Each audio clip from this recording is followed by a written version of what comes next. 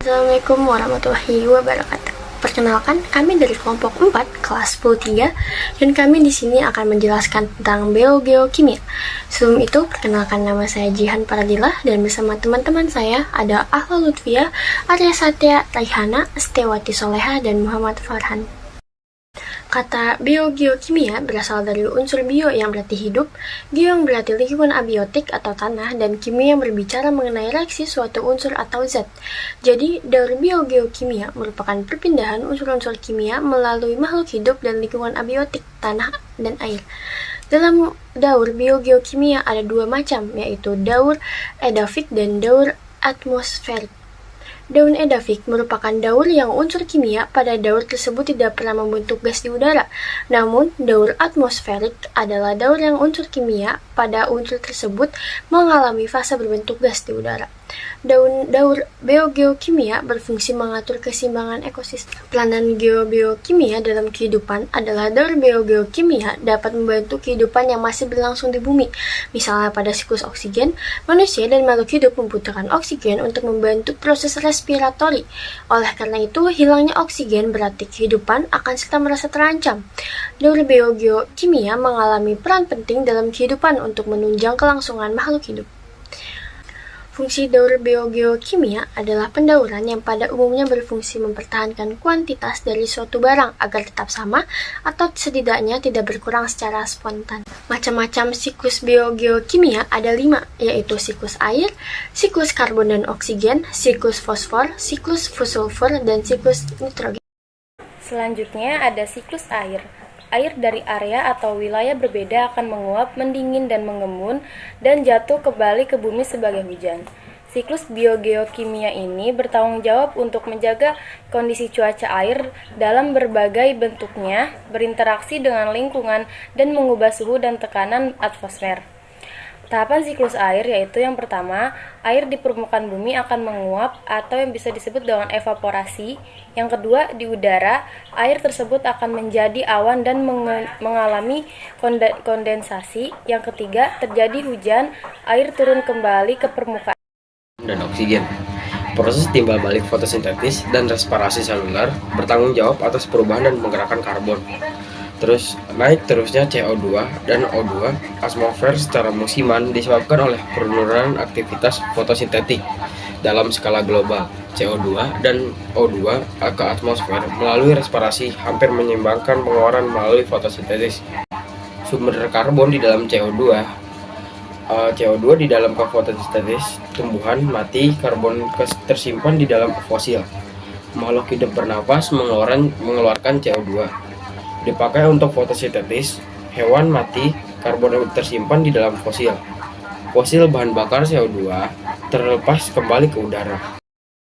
Siklus fosfor adalah fosfor bergerak melalui hidrosfer, litosfer, dan biosfer. Fosfor diekstraksikan oleh pelapukan batuan, karena hujan dan erosi. Fosfor hanyut di tanah dan badan air. Tumbuhan dan hewan memperoleh fosfat ini melalui tanah dan air yang tumbuh. Mikroorganisme juga membutuhkan fosfor untuk pertumbuhannya. Ketika tumbuhan dan hewan mati, mereka membusuk dan fosfor yang tersimpan dikembalikan ke tanah dan badan air yang lagi dikonsumsi oleh tumbuhan dan hewan, dan siklus terus berlanjut. Tahapan siklus fosfor pertama sangat dibutuhkan untuk membentuk asam nukleat, protein, dan ATP. Kedua, fosfor tidak mengalami fase gan. Ketiga, batuan yang mengandung fosfat lalu menjadi pelapukan, lalu menjadi fosfat terbawa ke laut, lalu terbentuk sedimen. Keempat, bakteri dan jamur lalu mengurai organik di tanah, lalu fosfor dipakai tumbuhan.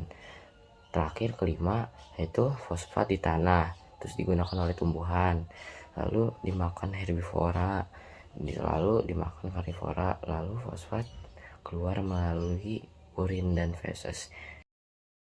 Selanjutnya, siklus sulfur. Sulfur bergerak melalui batuan, badan air, dan sistem kehidupan. Sulfur dilepaskan ke atmosfer oleh pelapukan batuan dan diubah menjadi sulfat. Sulfat ini diambil oleh mikroorganisme dan tanaman dan diubah menjadi bentuk organik. Sulfur organik dikonsumsi oleh hewan melalui makanan. Ketika hewan mati dan membusuk, belerang dikembalikan ke tanah, kemudian diperoleh oleh tanaman dan mikroba, dan siklus berlanjut. Tahapan siklus sulfur yaitu sulfur, fotosintesis hewan, protein sulfur mengalir ke laut atau terurai menjadi gas H2S dan SO2, lalu hujan. Yang selanjutnya ada siklus nitrogen, merupakan tahapan perpindahan nitrogen di alam melalui bagian biotik atau abiotik dalam suatu ekosistem. Bisa juga disebut sebagai proses konversi senyawa nitrogen menjadi bentuk kimiawi yang lain. Nitrogen bergerak perlahan melalui siklus dan disimpan di reservoir seperti atmosfer, organisme hidup, tanah, dan lautan. Sebagian besar nitrogen di bumi ada di atmosfer. Sekitar 80% molekul di atmosfer terbuat dari 2 atom nitrogen yang terikat bersama. Semua tumbuhan dan hewan membutuhkan nitrogen untuk membuat asam amino, protein, dan DNA, tetapi nitrogen di atmosfer tidak dalam bentuk yang dapat mereka gunakan. Yang selanjutnya ada tahapan yang dilalui nitrogen, yaitu yang pertama fiksasi, ya, artinya proses pengikatan nitrogen dari atmosfer. Yang kedua ada amonifikasi, yaitu serangkaian reaksi enzimatik untuk membentuk amonium. Yang ketiga ada nitrifikasi, yaitu oksidasi amonium menjadi nitrat. Yang keempat ada denitrifikasi, yaitu reaksi pengubahan kembali senyawa nitrat menjadi gas nitrogen, nitrogen oksida, dan gas amoniak oleh aktivitas bakteri. Cukup sekian dan terima kasih. Sekian dari kelompok kami. Kurang lebihnya mohon maaf. Wassalamualaikum warahmatullahi wabarakatuh.